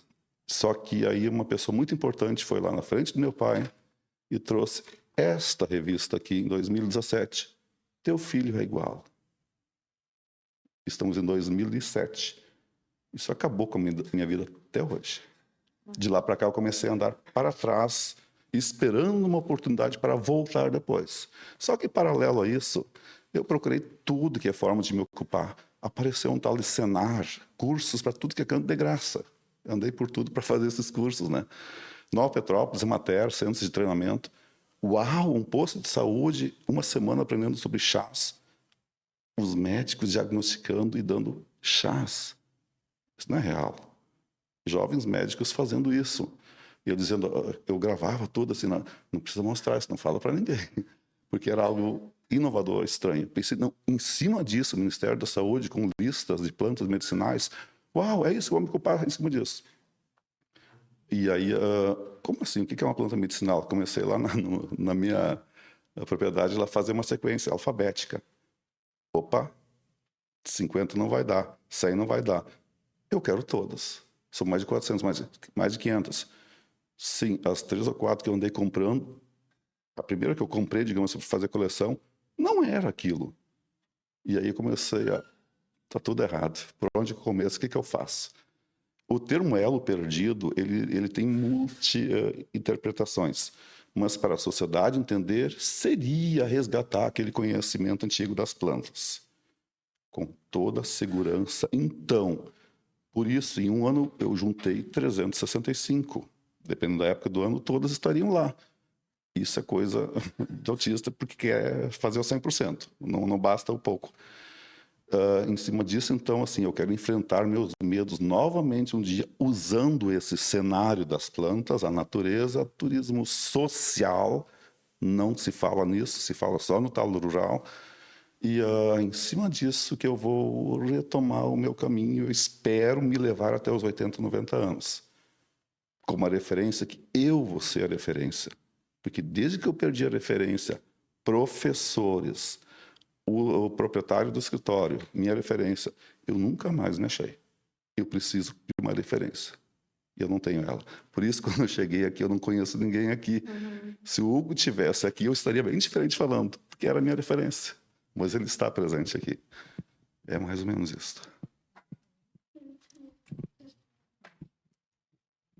Sobre esse comentário de ser autista e não querer ou se reconhecer ou dizer sim para o diagnóstico, eu super entendo e valido, inclusive, esse pensamento, porque nós somos de gerações diferentes e, ainda assim, a minha geração é uma geração que tem muitos preconceitos sobre o autismo, né? A gente, quando falavam para mim isso, quando eu tinha 20 e poucos anos, dentro da faculdade mesmo, o que é o autista? O autista é o menino pequeno que não fala, que briga com todo mundo, que é agressivo, que não consegue fazer as atividades em casa e não consegue fazer as atividades no colégio, não consegue interagir com as pessoas. Se cria uma imagem muito caricata do que é o autista. E com ela vem os preconceitos e vem a exclusão social, vem várias problemáticas que, né, crianças com autismo nível 3 realmente enfrentam. Mas, com o passar dos anos, com a capacitação das pessoas, com o conhecimento, com o avanço no quesito de critérios diagnósticos, né, em que agora a gente tem diferentes níveis, isso mudou um pouco. Não vou dizer que está 100% porque não está, vou estar mentindo. Mas, hoje em dia, a gente tem muito mais espaço de fala, muito mais representatividade. A gente chega nos lugares e a gente vê que tem outras pessoas que também são assim e que tem outras pessoas que estão dispostas a entenderem o que a gente está falando. A gente não está mais falando para as paredes ou a gente está ali num cantinho com as nossas estereotipias. Tem alguém olhando e tem alguém entendendo por que a gente está fazendo isso. Não está só dizendo, estranho essa pessoa, deixa ela lá no canto dela. E... também acho que, assim, eu, quando tive meu diagnóstico, meu primeiro sentimento foi uma mistura de sentimentos. Eu acho que qualquer pessoa que recebe diagnóstico é assim. Meu primeiro sentimento foi de alívio, de entender, olha, aquelas coisas que para mim eram um problemão, que não eram para os outros, eram reais. Tinha motivo para isso. Tem motivo para eu fazer as coisas que eu faço. Tem motivos para eu me comportar de maneira X, Y diferente dos outros. E isso está justificado e está tudo bem. É normal. Eu não preciso mudar isso. Mas, ao mesmo tempo, também veio o medo. Um medo muito grande de falar para os meus amigos, falar para os meus familiares, falar para as pessoas, falar em aberto, assim, para pessoas que eu não conheço. Porque a gente sabe o que as pessoas pensam e e como as pessoas se comportam com um autista ou com qualquer outra deficiência no geral. E também me causou muito medo no âmbito profissional. Como assim uma médica autista? Se o autista ele não consegue falar com as pessoas e ele tem um limite cognitivo, como que ela vai ser médica? Eu não quero ser atendida por um médico autista. Não vai olhar no meu olho? Não vai querer me tocar, não vai querer me examinar. E eu sou exatamente o oposto. Eu gosto de ter aquela consulta e que eu reviro o paciente de cima para baixo, como eu comentei antes, eu quero saber tudo do paciente. O que ele foi consultar por motivo X e eu vou fazer uma reviravolta, que é basicamente a medicina de família que faz isso, né? É a área que eu pretendo continuar trabalhando. E foi um processo bem lento e bem difícil até eu conseguir me soltar e conseguir abrir e falar abertamente. Eu sou autista e entender as minhas demandas, entender a importância de tu estar cadastrado, tu ter o teu CIPTEA, para quando tu precisar, quando tiver as crises, que é o meu caso, que às vezes acontecem crises, de tu falar abertamente para as pessoas que estão ao teu redor quais as tuas demandas, o que tu precisa se tu está em crise, o que faz, o que não faz, o que piora, o que melhora. Então, a gente falando abertamente, a gente também está trazendo isso para outras pessoas, e quando vê, ainda mais que a gente sabe que tem o componente genético, né, nas causas ainda, por mais que não seja uma coisa 100% certa, a gente sabe que tem a predisposição genética.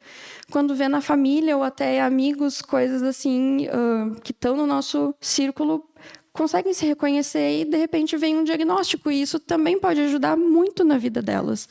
Então, entendo essa parte de querer ser autista ou não querer ser autista, e eu também vi recentemente uma palestra de uma neuropsicóloga falando que é importante os neurodivergentes como um todo terem o espaço deles para eles serem autistas. Ela pergunta diretamente: quantos espaços em que tu pode ser autista? Tu pode ser autista no teu trabalho? Tu pode ser autista na casa dos seus pais? Tu pode ser autista na casa do teu vizinho? Eu não posso ser autista na casa do meu vizinho. No meu trabalho, eu posso parcialmente, porque eu trabalho usando cordão. Sempre que tem o assunto saúde mental que eu acho que vai acrescentar de alguma forma, eu trago o meu diagnóstico, mas se não, fica claramente só para o paciente. Eu posso ser autista na minha casa. Hoje tem um relacionamento em que a pessoa sabe tudo do meu prognóstico, o que me ajuda, o que não me ajuda. Os meus empregadores, que é a prefeitura, né, eles estão super a par da situação, tem todos os meus laudos, todas as minhas limitações e as minhas demandas, e eu acho que isso é importante, a gente ter esses espaços e ter as pessoas com essa consciência de quem a gente é e quais os nossos limites, porque senão a gente realmente vai ficar recluso nessa caixinha e não vai usar todos os nossos potenciais, tanto sociais quanto artísticos, né, em função do filme, quanto no trabalho e tudo mais. Então, eu acho que é válido esse sentimento, mas esse sentimento ele também tem que ser colocado em reflexão até que ponto não querer falar, mas eu entendo que tem espaços em que realmente a gente ainda não tem essa liberdade para ser autista. Então, eu valido muito essa tua fala, porque eu entendo ela também.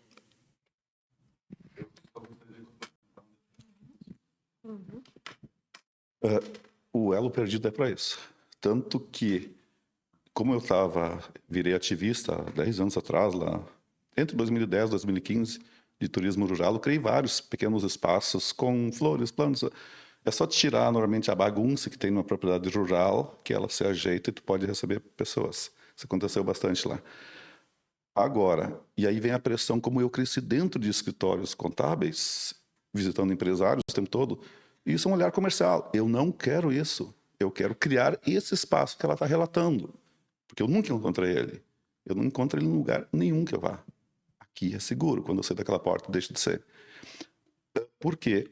Quando eu falei do psiquiatra que de cara, diagnosticou como síndrome de pânico, nunca concordei com isso. Mas ele tinha razão pelos meus relatos. Agora, só que depois eu fui justamente atacando os problemas sozinho. Que pânico é em cima de pessoas. Se tu tem o conhecimento, como você se formou médica, você consegue atuar. Agora, se tu não tem essa base técnica, e eu não tenho nenhuma hoje em dia, por isso eu estou primeiro criando minha rede depois de novo para poder fazer isso. Porque 3 anos depois do diagnóstico aquele do síndrome de pânico, né? 1 mês, 2 depois dessa revista de que teu filho é autista, e essa revista ficou lá em casa, tanto que eu guardei ela até hoje, mudou minha vida. 2, 3 meses depois, mudou, me colocaram de novo, e eu vou. A gente não diz não, a gente vai. Eu disse na saída de casa, lá que foi para Santa Cruz, inclusive, que eu me sinto indo para o batedouro, quando essa pessoa me trouxe para um outro psiquiatra. Não foi no primeiro encontro, mas foi no segundo encontro desse outro psiquiatra, junto com minha mãe. Não deu 5 minutos, que a gente sentou, boa tarde, bom dia, e ele começou a olhar para mim, e eu olhava para ele. Ele olhava para mim, eu não falava nada, ele falava, tu vai falar ou não vai? Parecia que ia acontecer isso, né? Tu vai falar, nós vamos te internar se tu não vai.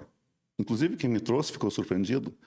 Então, assim, eu tenho sempre medo, porque eu não lembro nem do rosto dessa pessoa. Ela não está aqui a princípio, teria me lembrado. Então, eu fiquei mais ou menos depois, uns 6 meses, abaixo de remédio de novo. Então, assim, nunca mais eu, por iniciativa própria, vou tomar alguma coisa para mudar o meu jeito de pensar. Essa é a minha bandeira, só que para isso eu preciso de outras coisas, coleção de plantas, tem que ter alguma coisa que a sociedade entenda, né? Mas eu passei por essas circunstâncias que eu me perdi completamente com diagnósticos de, eu digo assim, alteradores de cérebro. Meu cérebro não precisa ser alterado. Eu só precisava de ocupação, que era o que eu dizia. Eu quero trabalhar, só que eu não tinha os olhos para isso. Vocês não têm ideia, seria uma longa história, do que eu fazia para não ficar no INSS. Eu ia lá no INSS, o que eu posso fazer? O que aconteceu mês depois? Cortava o meu benefício, né? Eu levei algum xixi de advogado, mas isso é outra história. Fica quieto, não faça isso. Então, eu fiquei cercado por muito tempo e ainda não estou livre, né? Então, quando eu me senti... Eu tenho 53 anos. A princípio, com 55, diminui um pouco os riscos de tu ser periciado e coisa assim. Então, eu preciso esperar um pouco mais, porque eu não quero vender nenhum pedacinho do elo perdido. Ele é inteiro. Porque se eu vendesse um pedacinho, ele daria para também atacar o problema. Vamos aguardar. Mas eu não tenho ninguém para conversar sobre isso tecnicamente. Não há amigos que possam me ajudar lá naquele interior. E voltar para a cidade, eu posso correr riscos. É melhor ainda não, por mais referências seguras que já tenha hoje em dia, né? Como é que eu vou dizer? O espectro das pessoas que ajudam os autistas está muito maior do que nesse tempo aqui.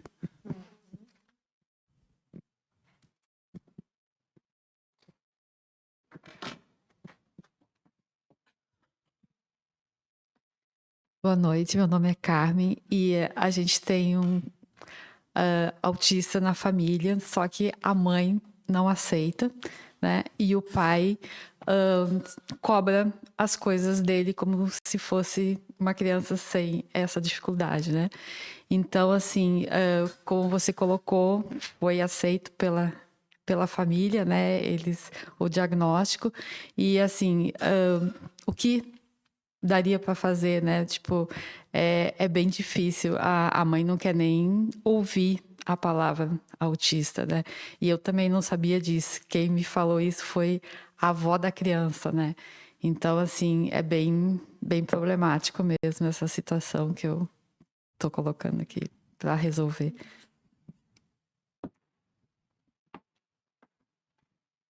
Assim, dependendo da idade da criança, né, tem várias abordagens que a gente pode fazer, mas realmente pai e mãe são a primeira referência que a gente tem de rede de apoio.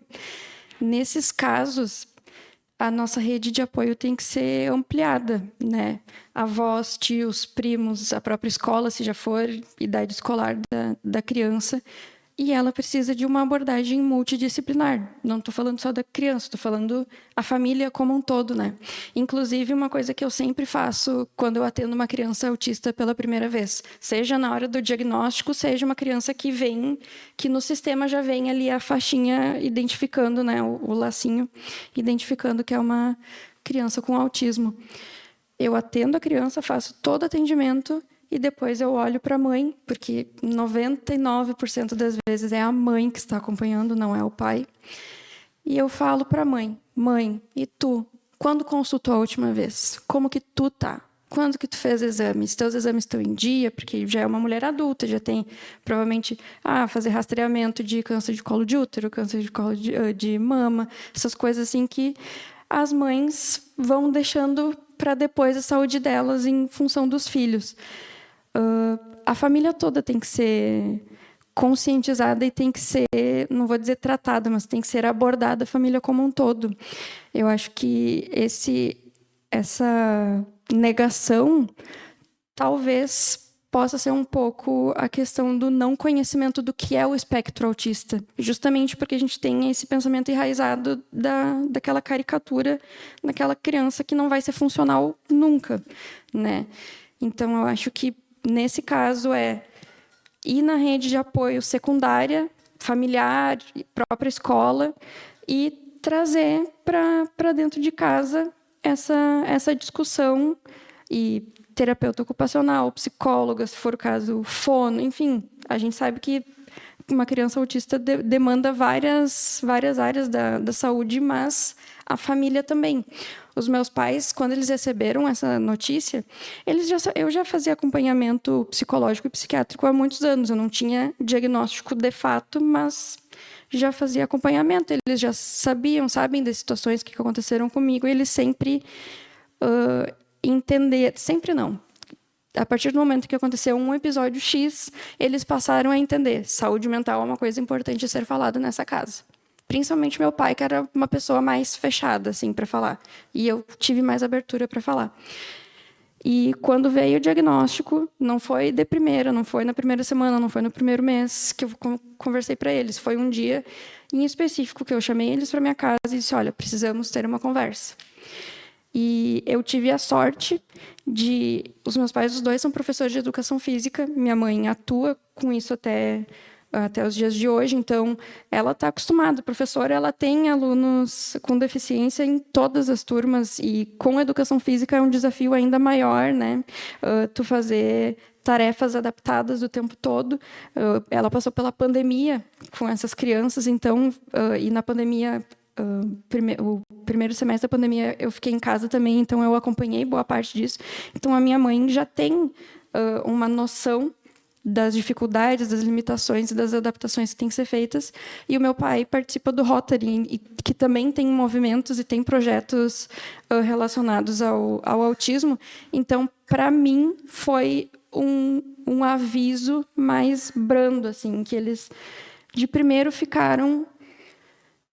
então é isso. E eu fui trazendo exemplos. Sabe aquela minha dificuldade de fazer tal coisa? Autismo. Sabe por que tu quer me apresentar fulano, ciclano e tanana e eu não vou?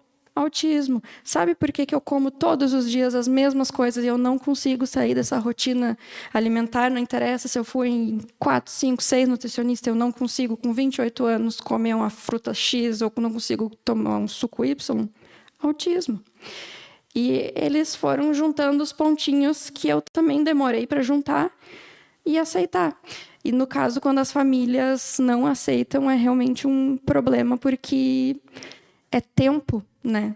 A gente sempre prioriza o diagnóstico precoce e o estímulo precoce dessa criança. Então, quanto mais tempo leva para a gente trazer essa criança para ter uma abordagem multidisciplinar, mais a gente perde de estar estimulando esse potencial dessa criança, como, por exemplo, no filme, até uma das meninas fala ali, né? A professora dela fala, ela está se desenvolvendo, mas teria uma diferença gigantesca se ela tivesse entrado no teatro antes.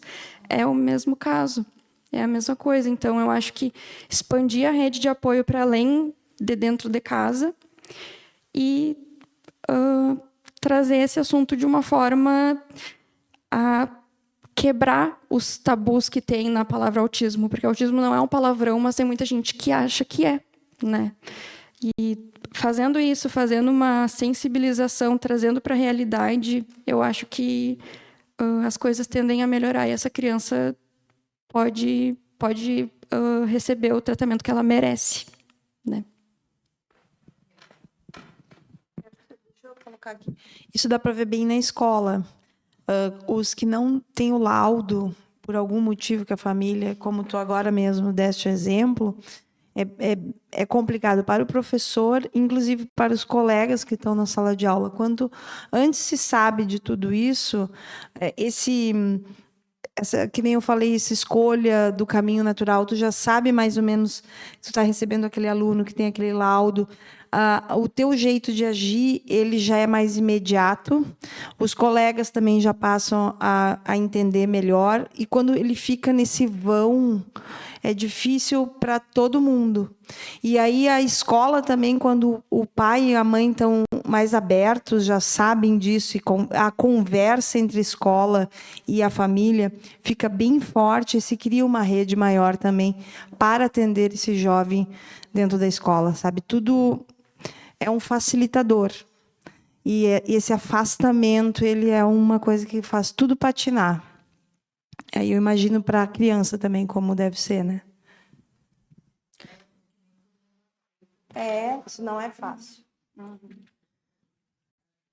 Sobre uma coisa que é falada no filme, Simone, eu queria perguntar para você se você já viu algum caso ou se você consegue nos contar como isso acontece dentro de uma escola.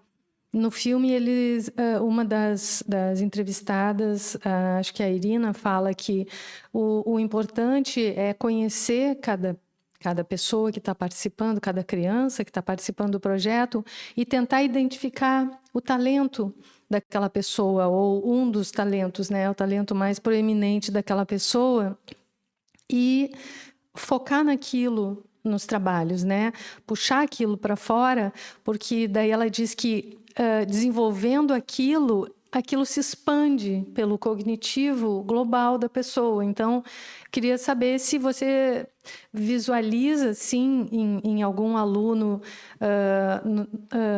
com o qual você consegue encontrar o caminho de expressão e consegue deixar ele à vontade e fazer ele cumprir ali a missão de estudante no grupo do jeito dele. Como se você já viu isso de quando ele encontra esse meio de expressão e esse estar à vontade para se expressar, se aquilo consegue se expandir para as outras disciplinas ou nos outros ambientes, já que a arte é o ambiente mais seguro e livre, portanto, permite mais a criança se achar. Como é que, no embate da criança entre aquele espaço livre e o restante da escola, como é que você vê isso?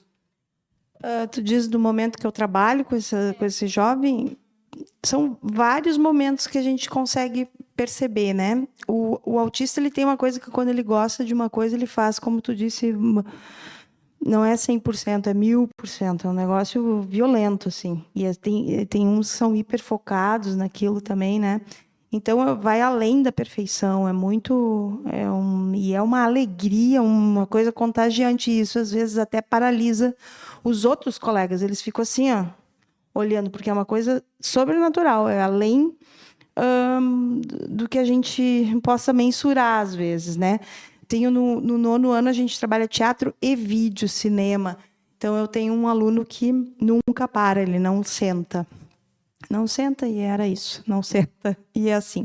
Esse negócio na aula de artes e de teatro, quando tem algum aluno assim, é legal de criar o que eu digo, os casulos, que são os lugares que eu já sei, cada aluno tem um lugar. Tinha aquele que era embaixo daquela mesa, não tirava aquela mesa de lá, porque quando ele entrava, era dele aquele lugar.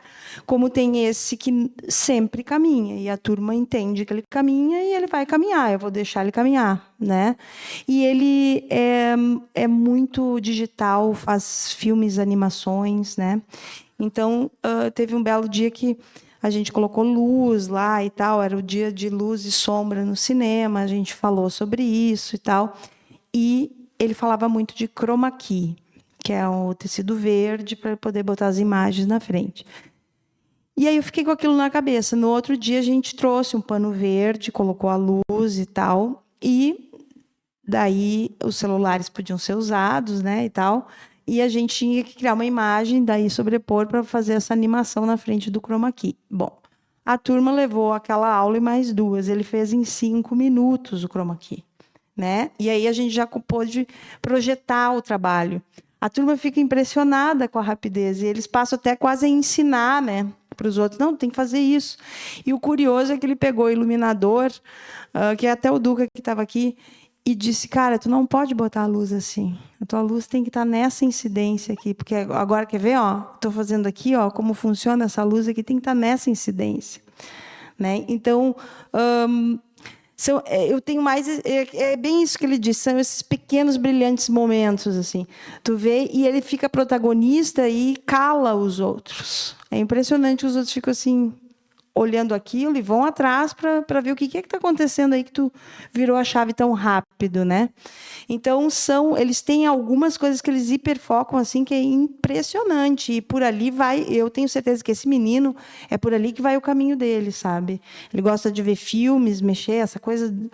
É impressionante a produção dele nesse sentido. E esse menino aí também, que eu falei da avó, que escreve poesias, né? E que consegue ser mais subjetivo, que é, às vezes, meio difícil, assim, tem certos autistas que o subjetivo, tu não é o caminho que tu fala com eles, né?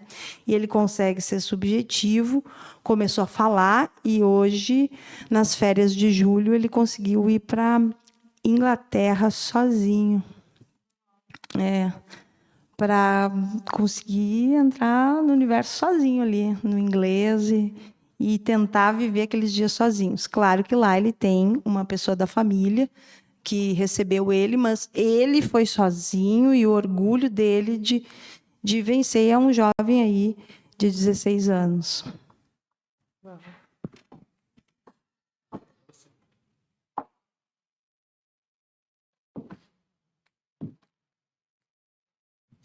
São 2 perguntas.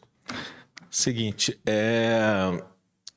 esse assunto da neurodivergência e da saúde mental e dos transtornos, tal, ele está muito em voga, né? Ele veio não faz tanto tempo assim que ele, né? E para a gente dá uma impressão assim que o número de diagnósticos que tem um boom de diagnóstico assim também, de TDAH e não sei o que lá, tal. E como você está como você está há um bom tempo em sala de aula, eu queria saber se você percebe isso, assim, que a incidência foi aumentando, que você recebe mais alunos com neurodivergência, com autismo, sei lá, tal. Essa é uma pergunta. E a outra, baseada no que você falou agora, do garoto que não parava de ficar andando, tal, não sei o quê. E se todo mundo resolver entrar numas assim, falar, eu também tenho direito, eu também não quero ficar sentado, eu também quero fazer do meu jeito, como é que funciona? Pois é engraçado, isso eu nunca ouvi isso de nenhum aluno, essa exigência, assim, tipo, se ele pode andar. É meio que uma coisa que eu acho que, muito por causa disso que eu te falei antes, quando já tem o laudo e tudo já está mais estabelecido, todo mundo torna aquilo um código e que está tudo bem. Né? Quando não se sabe, o professor não sabe, os alunos ali, sabe, não é falado abertamente, aí tu começa a ver que todo mundo se cutuca e meio acha estranho. Tu tem mais chance até de bullying. Quando tu tem essa coisa que tu não sabe que estranho é isso, sabe? Eu percebo isso. Essa questão de ele viver dentro daquela mesa deles, eles ensaiavam a cena, perguntavam o que tu acha, tu vai entrar assim ou vai entrar? Eu entro fazendo de conta que eu estou andando de bicicleta. Ele respondia, mas não fazia. É um código que eles estabeleceram e respeitaram, né? E acharam a forma, mas também não dizem, ele só fica embaixo da mesa. Eu não tenho esse tipo de comentário, mas muito porque eles se habituaram que o colega deles é assim, ponto. E isso já foi um código ali estabelecido. É por isso que é bem importante essa coisa ali do laudo, assim. E sim, tem aparecido muito. Eu acho que às vezes uma turma de 30, gente, brincando, tem uns 20. Com TDAH, essa coisa toda, todos esses, tem muitas nomenclaturas, assim, né? E por isso que eu digo, quando a gente recebe, todo professor tem, a gente tem várias reuniões que a gente é alertado, tu vai estar entrando numa turma que tem isso e aquilo. E sempre eu digo, não vem com rótulo. Me diz coisas, sim, que eu tenho que prestar atenção, porque às vezes essa pessoa cai, que nem eu tinha uma com síndrome de Tourette, que ela falava coisas, tá? Ela, né? Mas ela também caía. Do nada, ela caía. Isso é muito importante eu saber. Porque, né? Ali até porque tinha muito movimento na aula. Então, o que a gente comunica na escola, que tem um setor específico assim para isso, ele não deve rotular. Ele deve te dar os básicos para tu sobreviver bem ali, com um monitor junto e tal. E tem alguns que nem tem monitor, que tem uma independência que já conseguiram ter essa independência, assim. Isso também é uma coisa bem importante. E isso também estabelece para a turma a normalidade que deve ter a sala de aula, nesse sentido, sabe? É todo um jogo, que nem tu falou muito bem, uma rede que tem que se estabelecer ali, para tu ter essa ordem. Ainda vão ter uns alunos que vão escapar, vão fazer brincadeira que não deve. Tudo isso tu entra aí, não é tudo mar de rosas. A sociedade não é bem assim, né? Quando se trata da diferença. Então, tudo isso tem que entrar na roda. Então, hoje a gente tem turmas extremamente maduras com isso, outras que a gente ainda tem que estabelecer muita ordem, muita coisa para funcionar, porque também isso vem de casa, né? Toda essa ordem vem de casa. Qual era a tua primeira pergunta ainda, além dos laudos? Os alunos que não têm Aham.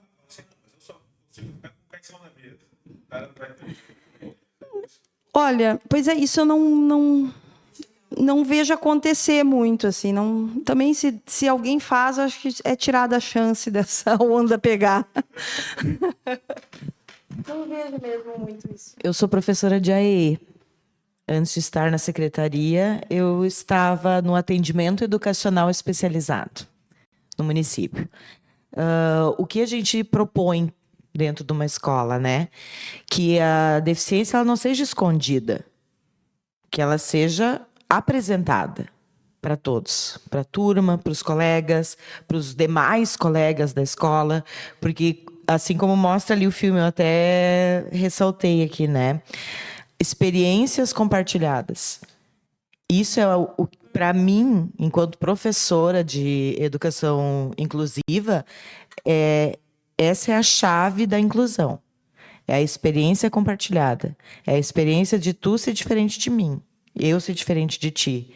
Então, dentro das escolas, na maioria das vezes, as que eu conheço, que trabalho, hoje eu trabalho na secretaria, mas eu também sou professora de cegos, na Escola Santa Cruz. Então, nas escolas em que eu trabalho, isso é uma experiência para os demais. Então, é óbvio que o meu aluno cego, ele não vai ter o mesmo atendimento que os outros, tanto que ele pode usar o celular e os demais não. Então, essa fala, ela precisa ser feita, ela precisa ser dita. Porque é óbvio que hoje o adolescente ele vai questionar, ele vai dizer, tá, mas eu sou proibido, tem uma lei que me proíbe, mas o meu colega cego está usando, tá? Mas por que ele está usando, né? Então, essa sensibilização, essa fala dentro das escolas, isso acontece, para que ele entenda, para que os colegas também percebam a diferença entre uma pessoa e outra e possam compreender, poxa, ele consegue se estabilizar dentro de um ambiente fechado, que é uma sala de aula, caminhando. E está tudo certo, porque ele tem um laudo, ele tem uma recomendação médica para isso. Né? Então, é preciso que as coisas sejam sempre esclarecidas, né? Tanto porque aí eles chegam em casa, daqui a pouco vem um familiar, pergunta, mas por que o coleguinha dele não para quieto, não fica só caminhando? Já tem um moço cansado também dessa falação, já quer ir embora. E isso é bom para a gente também, quem não tem contato, experienciar, né? Para que perceba que cada um age de uma forma.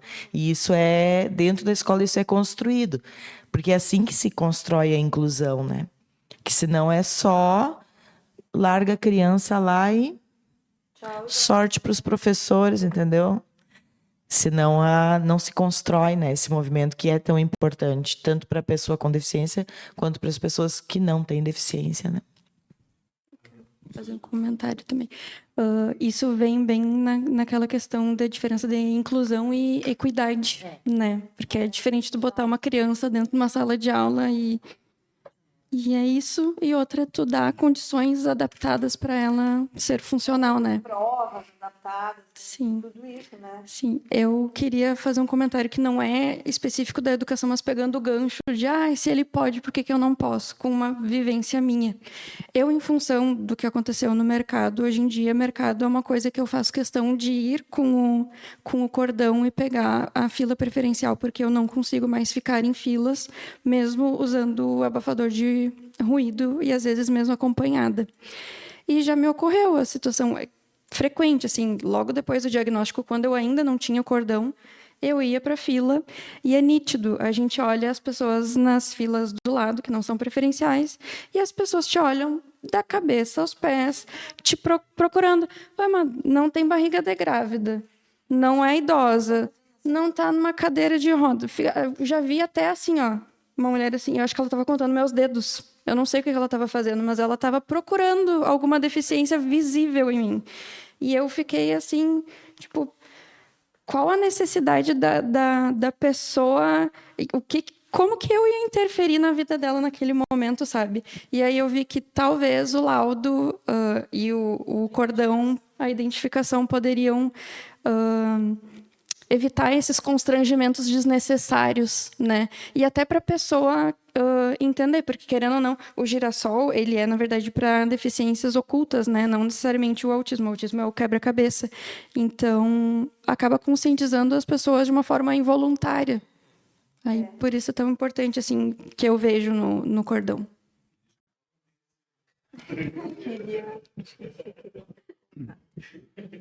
Só para complementar alguns tópicos, que coisas vão vindo, e eu, quando vi a questão de números, peraí, eu tenho as informações aqui, mas eu não peguei porque eu comecei a atrapalhar muito, comecei a folhear aqui e pensei, vou ficar quieto. Eu já foquei aqui, porque no ano de 92, está escrito aqui, 5 em cada 10 mil pessoas são portadores de autismo. 5 em cada 10 mil. Aqui eu não achei informação porque eu queria prestar atenção e não. Mas está aqui na capa. O Brasil pode ter 1 milhão de casos em 2007. Isso daria a cada 400 pessoas um. Quantos nós temos hoje em dia, em 2025? Observa que como isso... Quando eu comecei a notar isso também na época, eu disse, não há mais vagas para mim, eu vou ficar com o meu problema que eu já tenho. Eu tento sempre ir lá pro lado do humor para tentar fugir das questões, né? Mas isso me assustava realmente. Então, o que é o autismo naquele tempo, hoje em dia, e sei lá... Naquele tempo, o nível 1, por exemplo, não apontava. E o nível 3 estava escondido. Estava trancado em E casa. o Asperger, a princípio, não está junto aqui, eu preciso, não tem que detectar. O que eu falei de 20 numa turma, eu estou falando do TDAH, vários, não 20 autistas, entende? São muitas categorias a gente vê assim. Saúde mental. Antigamente não via tanto. Não, eu acho, para mim, não, na minha história escolar, não sei o que é, ou se as pessoas agora realmente procuram mais para ver o que está acontecendo com elas. E eu me sinto errada, deixa eu ver, eu estou me identificando aí com o que tu está falando, eu vou tentar descobrir se isso é comigo também. Eu acho que é isso mais. Mas observem, a questão de um mês atrás, uma criança caiu num penhasco, era autista. Semana passada, um deputado ocupou uma câmara lá dizendo: eu sou autista, não me dei conta. O autismo está em todos os lugares, em todas as mídias hoje em dia. Por isso, o autismo que eu quero voltar é quando eu tiver algo positivo para mostrar. Porque ele aparece muito negativamente nos fatos. Então, o autismo positivo não está aparecendo ainda o suficiente, vamos dizer assim, para todo mundo entender que autismo é algo bom também. Pelo menos 50%. Só para fazer um detalhe sobre eu, artista, então, eu me lembrei que eu tentei aprender violão em 92, 93 também, foi um desastre. Mas o professor me colocou num palco para cantar. Fiquei vários anos cantando num coral, de forma amadora, assim. Aquilo era fantástico. Eu não entendia nada, só dizia o som que o professor repetia, né? E aí, num certo momento, fui cantar no coral oficial da cidade com um regente, né? Durou 2 ensaios, tchau pra ti. Era por nós, né? Então, mas o palco é libertador, né? Mas desde que não seja técnico, sei lá. E rígido, né? Isso. E para fechar aqui, o que desde o início eu tô aqui, como é que eu vou fazer isso? Audiodescrição, que eu acabei não fazendo, né? Então, eu nunca fiz, mas agora, antes eu fui pulando, assim foi ficando. Eu estou com uma calça jeans, uma camisa também jeans, que não é bem isso, mas parece ser. E isso me leva aos anos 70, que eu estou tentando olhar umas séries antigas, que está todo mundo com esse formato nos anos 70, né? Sylvester Stallone, eu vi ele naquilo, é tudo igual, né? Um chapéu, que é a minha arma secreta aqui, que eu preciso muito dele, né? E um sapato que faz anos já que eu uso essa combinação, bota esse chapéu e esse blazer, que não combina de jeito nenhum, mas isso é um problema meu e não interessa pra ninguém, né? Isso porque eu já vi tantas vezes, esse sapato não combina. Eu sou branco também. Sou alto, a princípio, mediano, acho, né? E tenho em torno de 90 quilos. Algo nessa linha. O que me preocupava era o sapato. Exatamente. Que legal. Bom, devido ao adiantado da hora, acho que nós conseguimos conversar bastante, né? Foi muito frutífero, foi muito rica essa conversa. Todos nós, eu acho que conseguimos entender muito melhor sobre esse tema e ser inspirados, né, a conversar com as pessoas sobre o que aprendemos aqui. Então, eu vou dar um minutinho para cada um se despedir, fazer a sua palavra final aqui para ficar gravado e depois a gente encerra. Então, foi um prazer estar aqui com vocês. Uma honra receber esse convite, que também veio por intermédio do seu Hugo. Temos uma coisa em comum. Eu só. E agradeço demais. Foi muito proveitoso, foi muito bonito ver a participação de todos. E foi um prazer conhecê-los. Eu também queria agradecer o convite, dizer que foi um prazer participar. E que fique registrado e relembrado sempre diagnóstico precoce, estímulo precoce, e que cada vez mais a gente consiga debater esses assuntos sem tabus, sem pré-conceitos já, né, sobre as neurodivergências, que eu acho que esse é o caminho para a gente conseguir uma sociedade mais igualitária e com mais equidade. Também queria agradecer muito a participação e agradecer muito por existir o Festival Assim Vivemos, que eu já acompanho há muitos anos, né? E vejo da importância dele no Brasil inteiro, né? E o privilégio de nós termos aqui na nossa cidade também. E de dizer, assim como professora e professora de arte, da alegria que eu tenho de que uma vez se tornou inclusão isso, né? Porque quando eu comecei a ser professora não era. E no momento que foi, eu sei que amedrontou muitos professores, né? Mas daí a gente já tinha muito contato com esse festival e eu sempre achei, vou falar para vocês, desafiador, me dá frio na barriga toda vez que eu entro numa turma que tem os diagnósticos, porque é essa coisa de como eu vou me conectar, né? Mas ao mesmo tempo é um processo fascinante, é dolorido às vezes, mas é fascinante. Então, que viva a inclusão por muitos tempos, assim, na escola, eu acho para sempre deveria ser, porque a gente vê um retorno muito grande. Vida longa ou assim vivemos também. E um prazerzão conhecer essas pessoas aqui tão incríveis também, tá? Pois é, já que o tema era arte, eu me lembrei de que era uma coisa muito abstrata antigamente para mim. Mas como eu ia em todas as feiras do livro nos anos 90 e entrava sempre em algum lugar para tentar entender o que era isso, eu saía muito irritado, não fazia o menor sentido. E um dia eu comprei um livro e eu nunca li ele, mas bastou no início ela dizer que a arte não é o que tu vê, é o que ela te faz ver. Opa, levou um tempo. Passei a observar tudo passou a fazer sentido. Aquela frase mudou tudo, né? Então, nesse sentido, eu espero que, como o cinema também diz, que a força esteja com a gente para o futuro. Foi maravilhoso. Obrigado. Que legal. Então, é um prazer encerrar esse debate do Festival Assim Vivemos em Santa Cruz do Sul, em 2025, que foi realizado com recursos do Funcultura Secult e com o apoio da Unisc. E esperamos continuar realizando regularmente em Santa Cruz para ter as sessões tanto aqui na Unisc quanto nas escolas, como nós faremos ainda dentro desta edição aqui do Assim Vivemos. Muito obrigada e boa noite.